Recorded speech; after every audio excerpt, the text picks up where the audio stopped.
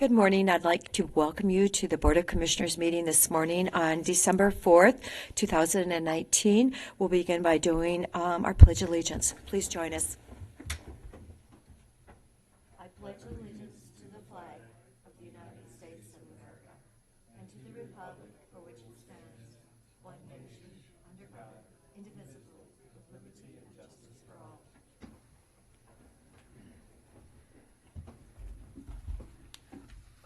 So, we do, if we have anyone in the audience that does want to speak on something that is not in the agenda, you need to fill out a blue form now. We do have several people who've requested to speak, but that will be during our split zone amendment. So, just letting the netters know that that's when you'll be allowed to speak.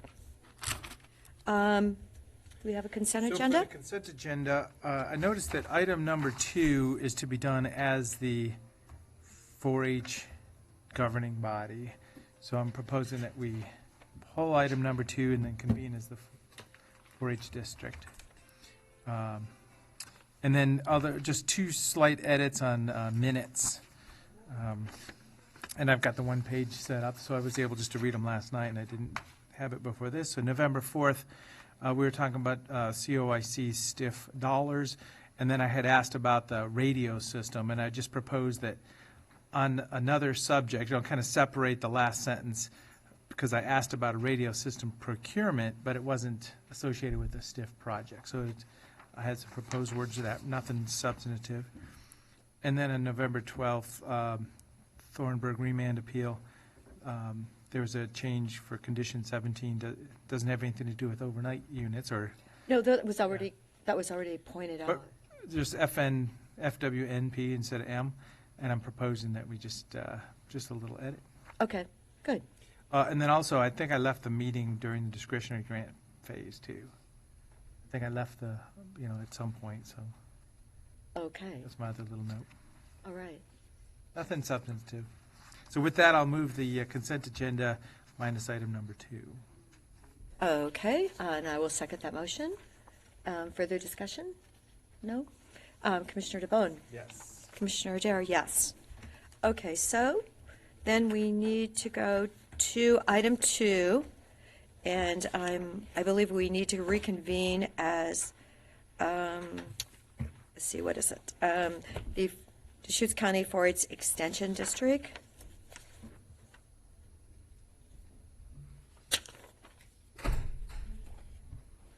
Good morning, Yes. Commissioners. Good morning, James.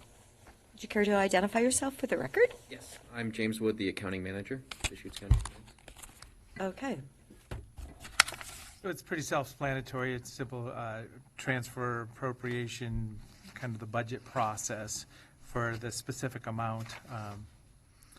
And as I say, I did notice it says as Deschutes County Service District, so that's why we did this. So I don't have any other questions. That's my point. I mean, it was just. You might want to explain it for the audience, though. Oh, absolutely. That would be appreciated.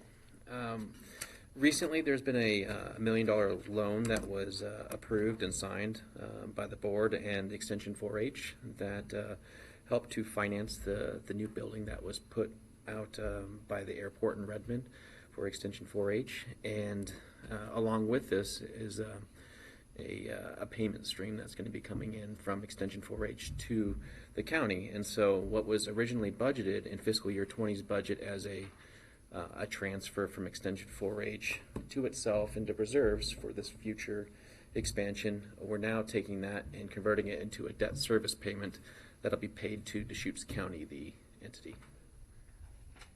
Okay. Any further questions? Nope. With that, I'll move board signature of resolution number 2019-056, the resolution transferring the appropriation. And I will second that motion.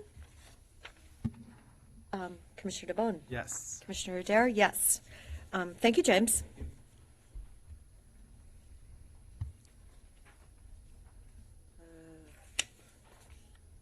Okay, next on our agenda is Tim, Mr. Shemke. Reconvening as the board. Oh, yes, reconvening as the Board of County Commissioners. Good morning. I'm Tim Shimke. I'm the Director of the Department of Solid Waste. It's time, once again, to construct another cell at the landfill. This would be cell number 8, which is the first of the 3 remaining cells to be constructed at Knott Landfill. We have solicited for bids, received a number of bids. I think 1, 7. 2, 3, 7. Yes. And the apparent low bidder is Scarselli Brothers Incorporated for $4.2 million. This is a very good bid. And the bids were pretty darn tight. 4.2, the next lowest bid was 4.3. After that, 4.9. So we like those nice tight bids. About $1 million below our engineer's estimate. Yes. Which is a little bit surprising. And I think looking at these numbers here, it's the excavation. There's a lot of it there, and we got some really good numbers. And that's typically why we bid these at this time of the year. So they will be in here in December or January. Typically a very slow time for dirt movers, and we get good numbers. They're keeping their crews busy, and we get really good numbers. So we're really pleased with this. Scarselli Brothers is a very, very large company out of Seattle. They do a wide range of work. Typically, we're dealing with companies that kind of specialize in landfill construction. And although they do a wide variety of work, Scarselli Brothers does do landfill construction. Our engineer has worked with Scarselli at other sites on cell construction. So they got a great reputation, and we're very pleased to have them as the apparent low bidder. The notice of intent to award, if you approve, we'll start a 7-day protest period where other bidders may lodge a protest. If there is no protest lodged in that 7 days, then award of contract happens administratively. There's no need to come back for you guys for approval. Any questions? Just one more point. You might remember late in the budget process, because our engineer thought that this was going to run over $5 million, and that's what we have in the budget, $5 million, we modified the budget so that if we needed to, we could transfer $1 million out of the closure fund into the capital fund to cover the project. Obviously, it looks like we will not be needing to tap into that closure fund. We're keeping our options open because you never know what happens once the project starts. But at $4.2 million, I'm very comfortable that we're going to come within our budget. I thought it was interesting that there were only 2 Oregon companies, one from Bend and one from Salem, that actually gave a bid out of the 7. So, it's unfortunate that we can't keep the job really local, but $1 million is a lot of capital in order that we're going to be keeping on our balance sheet. Yeah. We've had one local company do one cell for us, but beyond that, it's always been, either out of Central Oregon, but more likely out of state. Again, those companies, most of them very specialized in doing landfill cells, and so it's hard for a local company to kind of break into that and do that. How long of a project will that be once it starts? They'll move the dirt through the winter, and if we get favorable weather, that'll be done fairly quickly. The liner system when you install is really weather dependent, and so the plan is that in April they'll lay the liner system down. The project is scheduled to be completed by June 1, so that we're taking waste here before the end of June. And I think we're a year earlier than scheduled for this cell. We do have some room left, but I didn't think we had enough room to push this out another year, so we're going a little bit early this go around. Yeah. Just kind of the annual weather cycle. It's Yeah. time to make a decision. And it looks like it's part of that mobilization is one of the big items in there. It swings by $100,000 or $200,000 even. Yeah, I mean, they may just have their equipment in Central Oregon or whatever the story is. Yeah. Right. And you never know what mobilization tends to be a place where contractors will typically put their profit. Yeah. So, it's not necessarily correlates with how far they got to come, how they structure their bid, varies. Yeah, and I'm not an expert in that. Yeah. So I know, just big picture, so kind of a horseshoe around the center for gas collection and the controls or whatever. So this is just working our way up one side now? Yeah, we kind of made the turn. The remaining is just two more cells, back to the east, basically, to the fence line when we get done. Is there a rock shelf to be dealt with in this? All the way through, yes. Yeah, so, A lot of rock has been moved by Taylor, on the big projects in the southeast area of Bend. That relationship is now ended. We wanted to make sure we had enough rock for our uses, for the road department uses as well. And so, although we may consider outside contractors to help us with some of that rock work, we're gonna go slow and make sure we don't short ourselves. yeah. Okay, well, with that, I'll move, I think, chair signature of document number 2019-810, intent to award contract for Cell 8 construction to Scarcella Brothers. And I will second that motion. Any further discussion? Commissioner DeBonne? Yes. Commissioner Adair, yes. Thank you. Thank you. Mr. Shimke?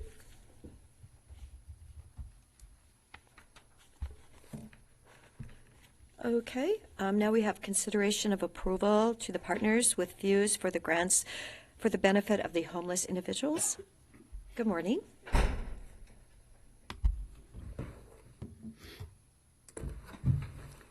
Molly Wells-Darling from Intensive Adult Outpatient Services. George Conway, Health Services. Good morning. Good morning. Morning. We are here to talk with you about a grant that we are hoping to be a partner on with an organization by the name of Fuse in our community. Fuse is Frequent Users System Engagement, which is a nonprofit organization that came together, I'm not sure how many years ago. It was actually incorporated about a year ago. About a year ago. And they are focusing on resources to provide housing and supportive services for people experiencing long-term homelessness to improve community health, safety, and stability. A grant opportunity became available through SAMHSA, Substance Abuse and Mental Health Services Administration, which is a federal grant. But it has to be a nonprofit organization that applies for the grant. So Fuse is applying for that grant and is hoping to contract with us to provide the services that will be paid for through that grant. The grant is a 5-year grant, $400,000 each year. The intention is to hire 3 positions: a project director who will do a lot of community education, working with the community to build resources, and then also case management, and then 2 peer support specialists. For a total of 3 FTE.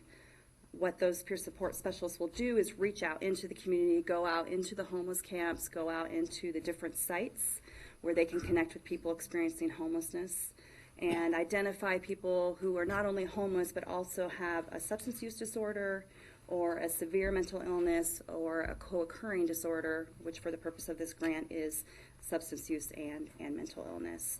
They'll link with them, try to engage them, walk alongside with them to get them hopefully linked into services for either their mental illness or their substance abuse disorder, and then also work with them to connect with our case managers to help apply for entitlements, benefits, in order to have Oregon Health Plan, food stamps, etc., and then work with them to get into housing.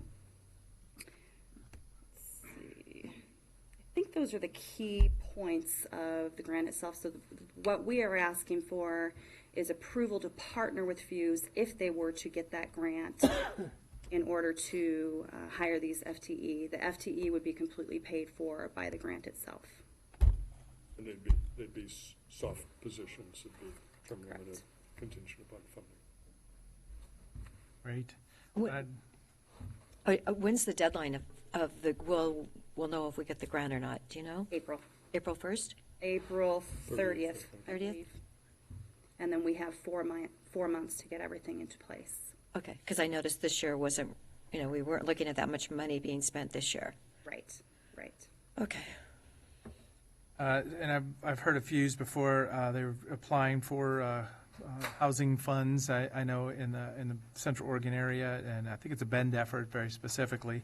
But, and this is a permanent supportive housing effort, I think it's the terminology, because the other path is rapid rehousing. And, anybody can be in any scenario in their lives, but permanent supportive housing are folks that, let's just get you somewhere, get you stabilized, and, this may be the long-term solution. And rapid rehousing with a developing situation, somebody could get in, stabilize, get a job, and be able to be independent and on their own. So I think the FUSE effort is the long-term supportive housing, and this would provide those, on-the-ground folks, it sounds like. Interesting, so they're applying for these dollars, and they're basically all would be implemented by Deschutes County, I think. Deschutes County and Best Care. So Best Care will be a partner in this as well because of their expertise in substance use and the connections that this would provide. So there will be a peer from Best Care that will work with this team as well, going out into the camps and then connecting them with Best Care services, both inpatient and outpatient and other substance use treatment. So Molly, do you have a number that we're thinking of for the homeless? I mean, I know what the count was like a year ago, or this year in January, for Deschutes County, but do we have any idea how many people they think they can be working with? I mean, for these, for the severe mental illness. So the scope, the focus of what was the FUSE Coalition for a number of years, which was more centered on Bend, but then FUSE was incorporated as Central Oregon FUSE with the intended scope being the 3 counties. In the near future, there's distributed housing that there's currently vouchers being sought. So they're hoping to place between 6 and 9 people in the next few months. So that would be the initial service population.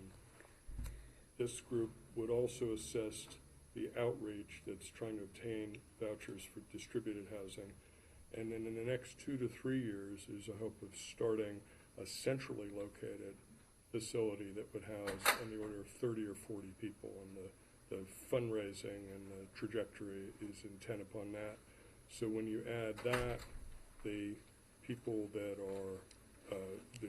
hope to have vouchers in the next 2 or 3 years, plus the people that we're trying to assist to find housing, the total service population for this, the population to be served directly by the grant funds would be somewhere between 60 and 100 persons. And then some of them, if we're fortunate and they move out and that they've gotten employment and whatnot, there might be some recycling of that volume. Okay. Any further questions?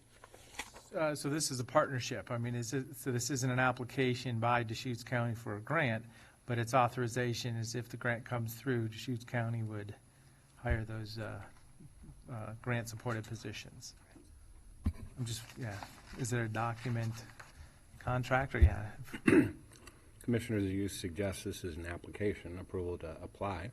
The timing sounds like it would work out well if we receive the grant. Next April is when we're putting together the budget for FY21. So at that point, we would add the positions into the proposed budget that would be reviewed. I'm not sure what the expected start date of the folks would be. I suppose it's possible that it could begin this fiscal year before the end of June, in which case we'd have to come back with a budget adjustment to add a small amount of FTE appropriation into the current fiscal year. But either way, it would be in next year's budget. There may be an actual grant agreement. There would be an MOU, I think we discussed, between the parties that would lay out the expectations. So that would have to come back to you for approval as well. So there's at least one, probably 2 or 3 steps before this would get built into the county's appropriation and ready to go. Yes, per their, the schedule we've been given, it does look like, hopefully, if it's actually allocated at the end of April, we can actually do something before our year end in July. So July 1st. So that would be good. Well, I'm supportive. As I said, is there a motion at this point, or just kind of supportive to go forwards? It'd just be The business will come back. authority to apply for the grant. Yeah. Okay. So I'll make a motion to partner with the Fuse for applying for the grant to benefit of homeless individuals. And I will second that motion. Any further comments? Commissioner DeBonne? Yes. Commissioner Adair, yes. Thank you very much, There you go. and Thank you. let's hope we get it. Thanks very much. Thank you. Thank you. Thank you, Molly. Thank you, Dr. Conway. Okay.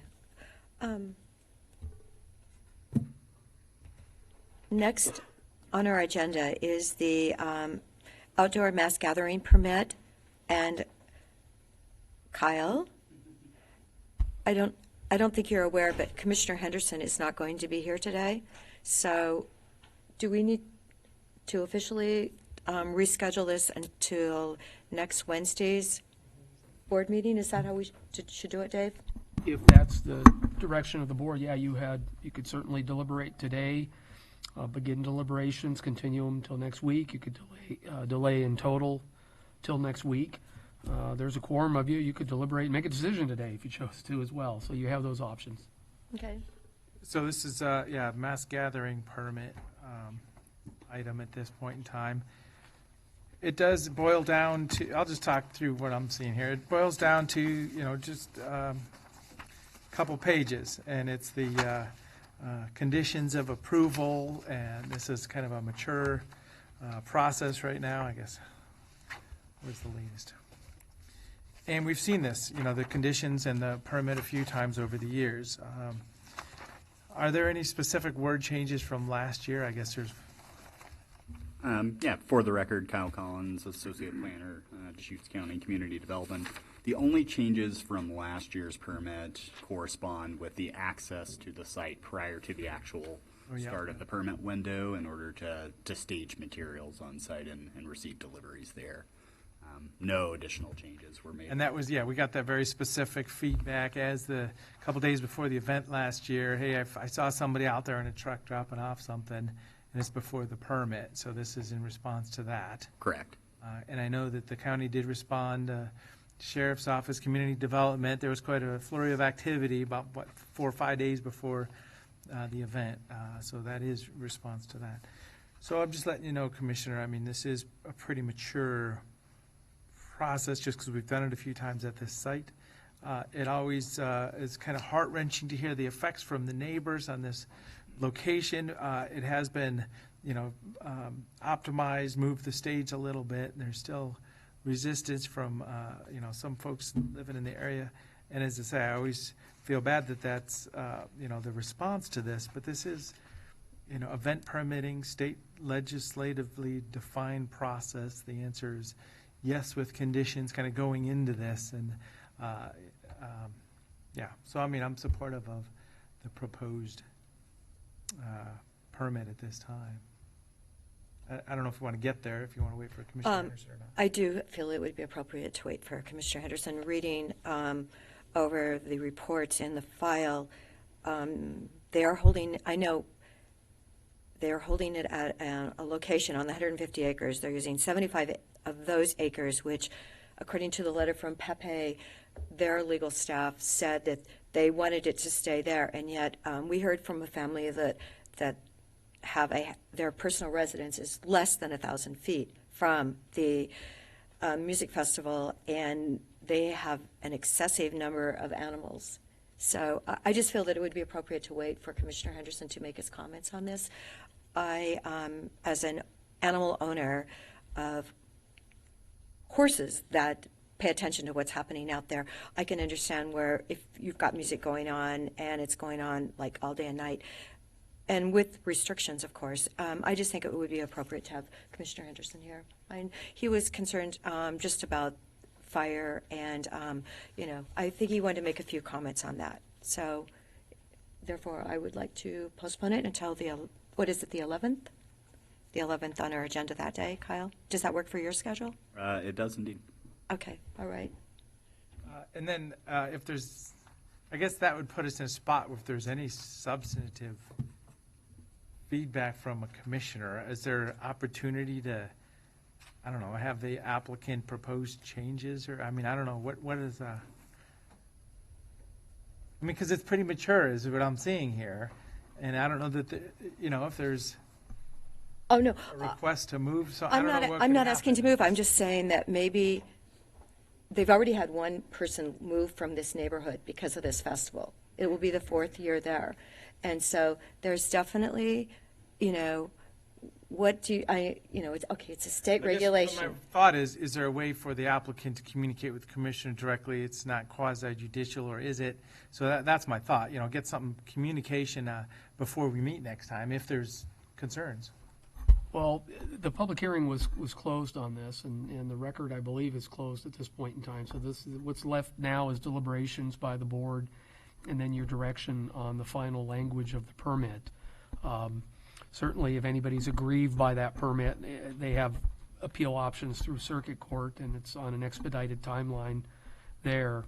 Unless you were to reopen the hearing, it's certainly an option the board would have if a majority of you wanted to reopen the hearing to allow the applicant or any persons interested to address any new conditions that the board might be inclined to impose. You could do that as well, so that would be an option at that point in time.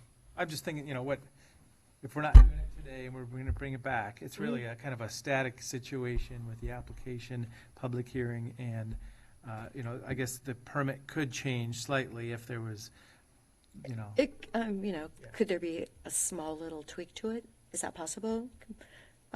with the static record at this point, the Right. fact that we've had a public hearing and the information before us. But yeah, there could be a change to the permit. The conditions themselves could be altered slightly, and additional conditions could be imposed, but the actual record itself is set at this juncture. Right. I don't know what Commissioner Henderson, his message referenced fire. And, that's something that we in Deschutes County got through this last summer more fortunately than other summers. And so I think he just wanted to say something about that. Yeah, well, So- that's fine. I'm just thinking Yeah. through the process. So if there was a condition change, that's really the tool we have at this point. Yeah. So, 7 days isn't that long to wait, I hope. Okay. Thank you, Kyle. Thank you, Commissioners. Just to be clear for the record then, so the board is continuing this deliberation until a week from today? Yes. Thank you, Dave. Okay.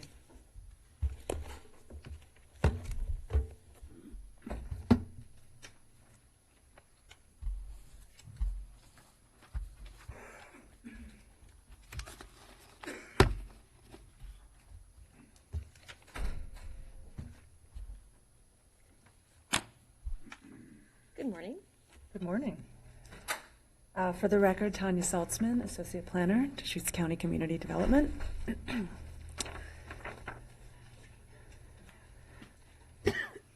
This is the time and place for a hearing on file number 247-19-000532TA concerning text amendments to allow the division of split-zoned properties that contain floodplain zoning. The Board of County Commissioners will hear oral testimony, receive written testimony, and consider the testimony submitted at this hearing. The hearing is also being recorded.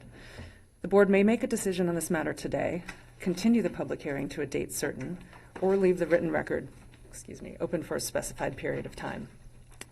The hearing will be conducted in the following order. Staff will give a brief report on the issue.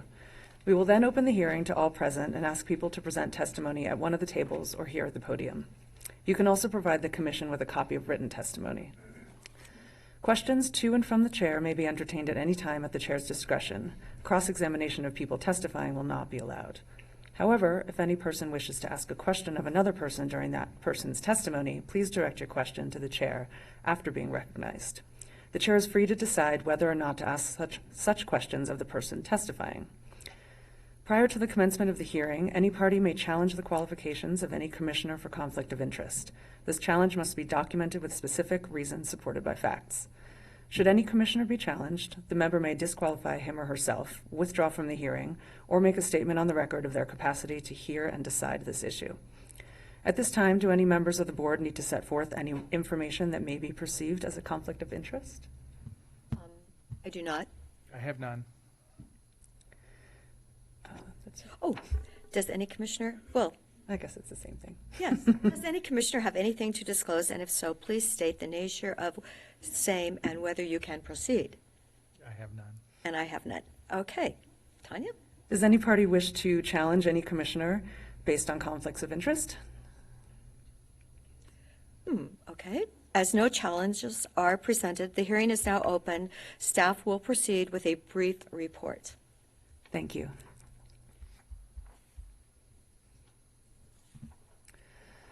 Just to give a basic introduction of the 2019 floodplain amendments, there's 3 components of them this year. Today, we're dealing with one of them. That's the land division of split zone properties, file number 532 TA. The floodplain land is open space in cluster and PUDs. That's been temporarily tabled. And the third, the model flood amendments, were actually adopted just before Thanksgiving on November 25th. And I should note for anybody watching this that all of these floodplain amendments were initiated by planner Nicole Mardell, who has since left the county, and I am picking up where she left off, so in case anyone's confused as to who I am. The project purpose is to allow division of split zone properties that contain floodplain zoning. A split zone property is a property that might have 2 different base zones. Summary of the amendments. So to divide an eligible split-zoned floodplain property, it must contain exclusive farm use zoning and an underlying agricultural comprehensive plan designation. It must bisect or be adjacent to a piped irrigation canal or lateral. It must meet the EFU minimum lot size requirements for partitioning. It must not be located in a wildlife area combining zone or significant riparian habitat as defined in ordinance number 94-007. And finally, floodplain zone land must remain intact after that division. This has gone by the Planning Commission. There were public hearings on August 8th, September 12th, and September 26th. Deliberations occurred on October 10th. Question. Yes. So there's kind of 3 parts to this. Were these thought of as those 3 parts through that whole process, or did they kind of evolve through that? Do you know? I believe they all started out together and then took separate paths. I think some of them overlapped on those 3 dates. Yeah, so is there any more clarity on that, kind of where it kind of forked off? Just from the Planning Commission's point of view is my thought, because I know it was more of a complete package as the starting point. If I may, Madam Vice Chair, Commissioner Damone, for the record, Peter Gutowski, Deschutes County Planning Manager. So they did start off as 3 amendments with essentially 3 separate hearings before the Planning Commission, all under one evening. And it was done deliberately just because of our prior experience with the floodplain amendments. And that kind of answers my question. Okay, So 'cause I can piece get that into more This piece specificity. that we're talking about was always kind of documented as Correct. an individual piece. Correct. That was my question. Okay. Thank you. It's been a long and winding road. Oh, yeah. Winding.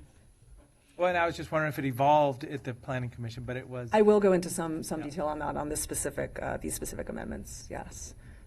So following those October 10th deliberations, there were some concerns from stakeholders, some of whom are in the audience today, regarding just the eligibility criteria for these properties, and as well as concerns for environmental resources, for Goal 5 resources. So there was some discussion amongst those stakeholders, and we believe that some consensus was achieved, and the amendments were revised to those that I described earlier in my presentation. It's a much narrower scope than initially proposed, but this is where the Planning Commission left it. And the result of that is on November 14th, the Planning Commission voted unanimously to approve those revised amendments. And those amendments are in your packet, along with the entire record, actually. So the next steps, the board can continue the hearing to a date certain, close the oral record, keep the written record open to a date certain, or close both the oral and the written record and schedule deliberations. And with that, I'm open to any questions. Thank you.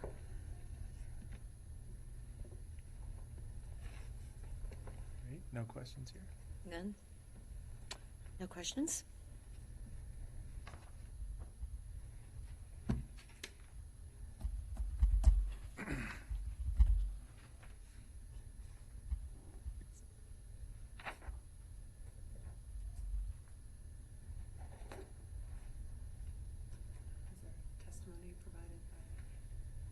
We do have several people that have requested to speak at this time, so is this a time for them to come up? I do have 2 people. If anyone else wants to speak, you need to fill out a blue form, please. Thank you very, very much. Teresa and Fred Nutter, would you like to come up and address the issue, please?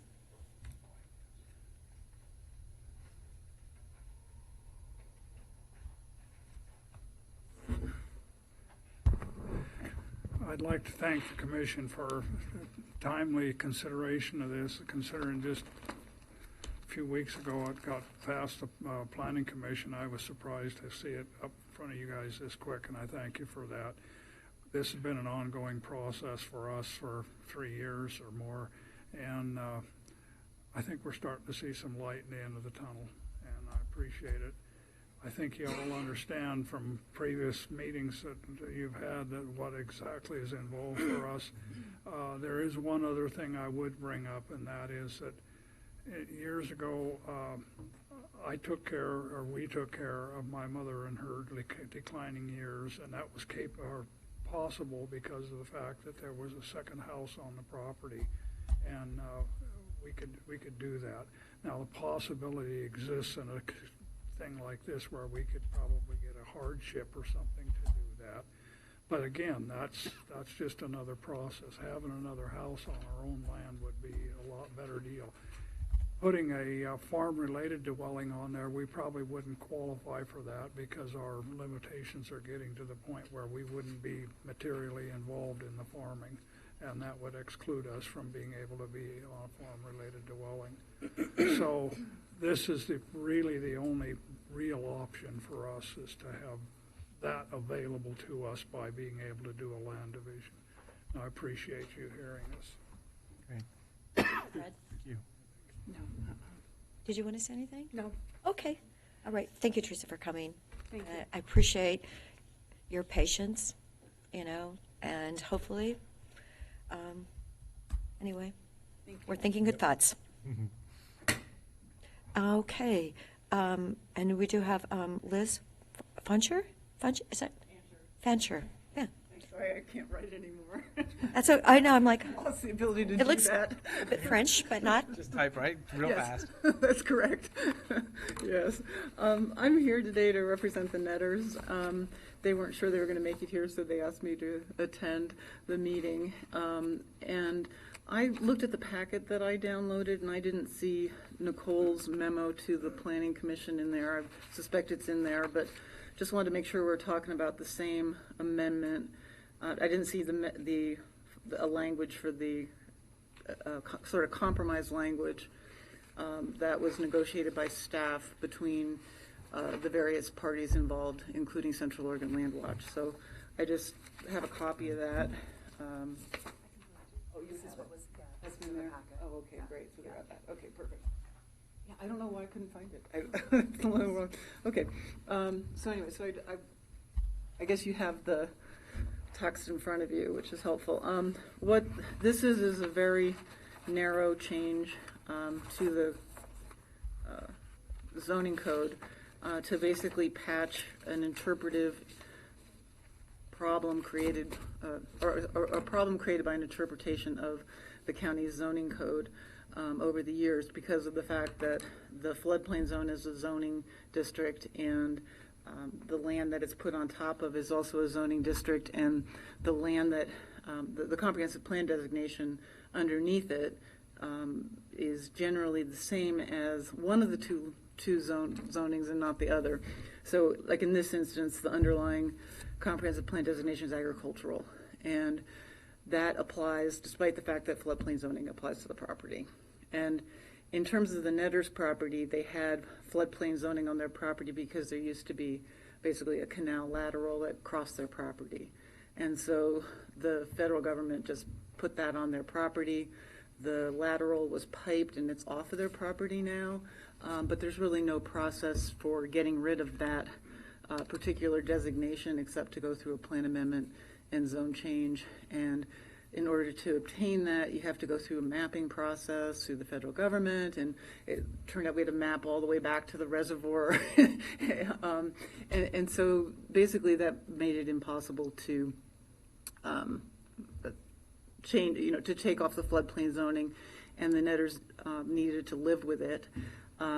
In the past, floodplain zoning was viewed as an overlay zone in terms of land division approvals, and the county applied the rules for the agricultural zone to a division in the floodplain zone and treated that land as if its zoning matched the comprehensive plan designation.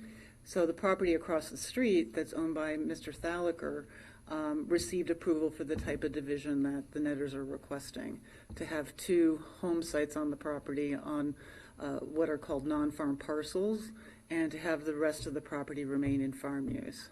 And so basically this would allow the Netters to do what the Thalackers were allowed to do under the county's prior interpretation. The county has approved land divisions of that type in many places throughout the county. This is probably one of the few remaining properties where this is an issue. There are a few others in this general area. So I think it is a narrow scope. The prior proposal on the split zoning was to provide this sort of a fix for all properties. And this is really narrow, just to apply to the exclusive farm use and floodplain zone and where there was a canal issue. The rest of the properties are all related to rivers by and large and involve different legal issues. So this would allow them to go forward. If you want to then address the other issues on split zoning for the other properties, you can certainly do that. But we would ask that you please adopt and approve this amendment. And it would be very, very helpful if you would do this as soon as you possibly can, because the legislature is meeting again next year, and it's our understanding that there are going to be proposals to significantly change a lot of the rules to make it very, very difficult for people to obtain approval of non-farm dwellings. And in the past, the Department of Land Conservation and Development had decided that it was a good idea to make it really difficult for people to get farm dwellings on farm properties and to push them into the non-farm area. And in Central Oregon, the idea is that farmers would be able to put their non-farm dwelling, their houses on the bad parts of the property. And that's how the law is currently set up, and that's what the Netters want to do. So if anyone has any questions, I'd be happy to answer them. The bad part of the property referring to less productive, rocky. Part that's never been used for farm use. Yeah, they have really good farm property, but they do have a section of it that was near where the canal was that's really terrible, and it's never been used for farm use. Not irrigated, dry. Yep. It's bad. Thanks. Okay, thank you. Thank you, Liz. Are there any other parties that want to comment at this time? Okay. Seeing none. Commissioner Henderson, do you have any comment? Should we wait for Commissioner Henderson, or do you think what do you think about, should we keep it open, keep it closed? Public hearing, there hasn't been any request for a written record, period, it looks like, by any parties.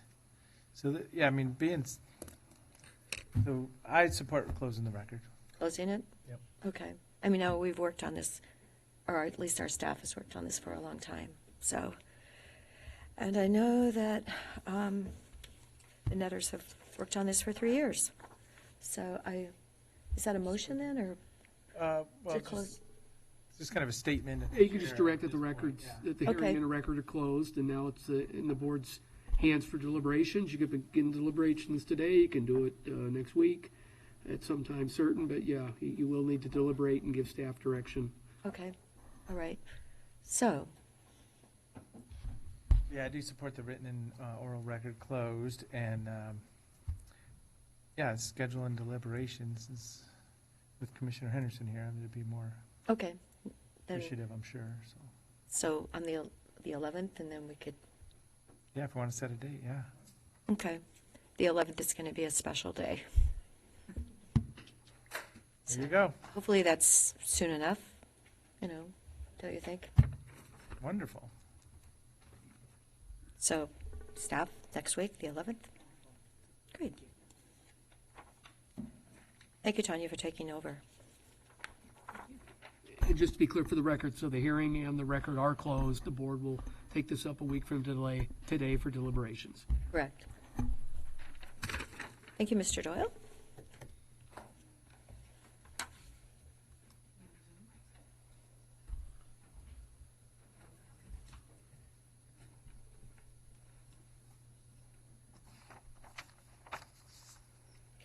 Okay.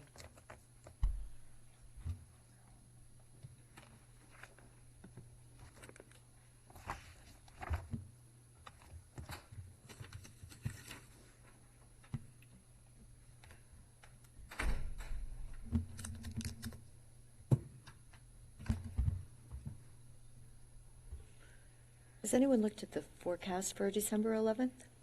Your deliberations on Lower Bridge are scheduled for that day. Oh, good, okay. And Sterling Drive. Okay, I meant like blizzard forecast or anything. I just wanted, Well, it's a whole day, though. If we start at 10, we can come the day before, right? We can just stay Tuesday night. there you go. I know. Have you ever had to do that? No, but I should have. One time I went south and there was a traffic accident, iced up roads. I got home at 2 in the morning and I should have just got a room that night. And I could see it was going to be bad. So I've never gotten a room here, but I should have. Okay. Eric, did you have something? The forecast? Yes, please. The forecast for the 11th. I Since have 47, considerable cloudiness with occasional rain showers. 47? degrees. High of 47. Okay. Dry by then. Chance of rain 40%. And then that night, rain. rain showers. Okay. Thank you. Warmer, yeah. Thank you. Thank you, Eric. Okay, that's good to know. Okay. There we go. Drivable conditions. Okay, thank you. I just was wondering, you know, if you're setting something up like the day, and there is a blizzard, but, you know. Okay, Peter. Item number 12. Yes, we're at item number 12. Madam Vice Chair, and Commissioner DeBoe, again for the record, Peter Gutowski, Deschutes County Planning. In light of this, so this issue, as both of you were debriefed on Monday, is in a position for your deliberations, and in light of Chair Henderson's absence, I'm presuming that the board's desire is to schedule this for on the 11th, albeit it will be somewhat of a busy agenda, but that's certainly a date that's available. It doesn't have to be on the 11th. If you want to push it out a little bit to give the December calendar some more flexibility, but anyway, you have plenty of options today. You can commence deliberations, you can defer it to a date that you know, the full commission is available and at the dais. We don't need to name a date certain. Staff can just work with Sharon to ensure that, you know, the three commissioners are available. So truly, staff is, you know, flexible in terms of what your desires are, especially going into next week. I know there is a reconsideration hearing on marijuana production. So you do have some. Sterling Drive, are we talking? It is Sterling Drive, I believe. Yeah, Right. That's right. So again, staff is very flexible. I want to be mindful of your agenda, and not just as it pertains to land use. So it's really the board's discretion. What does December 18th look like? It's actually pretty light. Is it light? Because I do find this issue very important, and I would really like to make some kind of headway with it before the year end, if the 18th looked better. Will you be here, Mr. Gutowski? Yes. Oh, yeah. Staff, I am here on the 18th, and I can tell you two other land use items, but it sounds like it's light on other matters. There's a road naming public hearing process that should be pretty straightforward. There's a placeholder for deliberations to talk about Lower Bridge, and that planned unit development proceeding. So again, I'm here on the 18th and can certainly bring this back. I presume Adam will be here as well. So again. It's we're pretty flexible. Okay, that's right, because Adam was not here today. So that, On the 18th, Adam will be in Justice Court in Redmond that morning. We could potentially move that if that's a problem. So just point that out. Okay. Commissioner DeBonne? I was ready for deliberations, but if we're putting it off, I'm available the 11th and the 18th, so I'm not too worried about it. Okay. Let's try it for one of those 2 dates is my point. Okay. So Well, if the it sounds 11th like- looks too booked, then we should go to the 18th, I think. That's fine. Okay. I'll coordinate with Sharon, and we'll put it on the 18th and see you in 2 weeks. Great. All right, Thank you. thank you very much.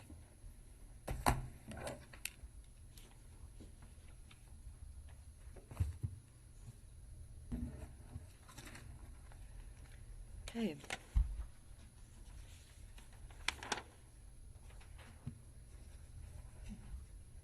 Do we have any other items this morning? I have one little thing, but yeah, if Tom has anything. Well, just, so the Oregon Business Summit is on the 16th in Portland.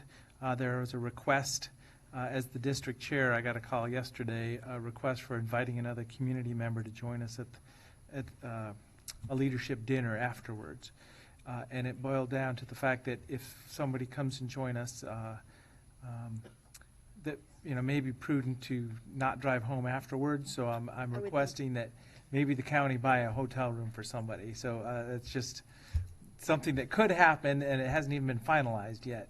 But it kind of came to an obvious conclusion that if we offer somebody to come to a leadership dinner, ask them to drive to Portland, probably shouldn't ask them to drive home that night or pay for their hotel room. So it's just acknowledging, make sure there's support for that discussion.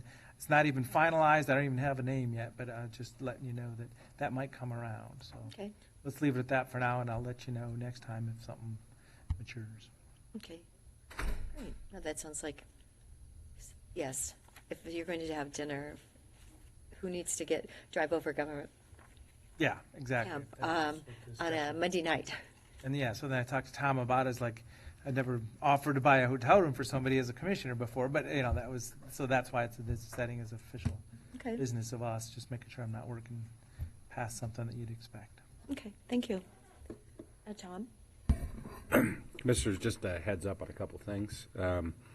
We should have a couple of agreements for you to review as soon as Monday. Dave's been involved also. We've got looks like we're very close to having a operating agreement for the warming shelter. So with Neighbor Impact, so we'll have that in front of you on Monday, hopefully, as well as a proposed donation agreement with the City of Redmond on the 4017 property. Both would be there. We talked about Black Butte Ranch a little bit on Monday, so I'm going to defer that until next week also. Also next week, we'd like to ask for you three to decide on chair and vice chair for next year. We're starting to put documents together that requires us, have the proper signature block down there, so we'll ask for you to discuss that and provide us direction. Also, I sent you an email earlier this morning with a draft response to a media inquiry, so I'd ask you when you get a chance today to have a look at that and give me any input that you might have.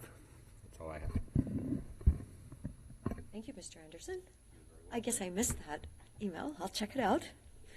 We'll have time after this meeting. Yes, we should have time. I have time to read all, 2,000 pages that we need to read. Dave, did you have anything you wanted to comment today? Tom grabbed it. The thing I was going to push on was the identifying the chair and the vice chair. We do have a number of documents starting to pile up that we have to have signature blocks and know who's who. So if that can be done next week, that'd be sure great, helpful to us. Okay, thank you. Eric? I don't have anything. Okay. Oh, Eric, what about the veterans? Tom said there's possibly a pilot coming up? Yes, we're going to start in January. January? Okay, the first week of January? Yes. Fabulous. Do you know the hours? I don't yet. 5 days. Monday through Friday. Great.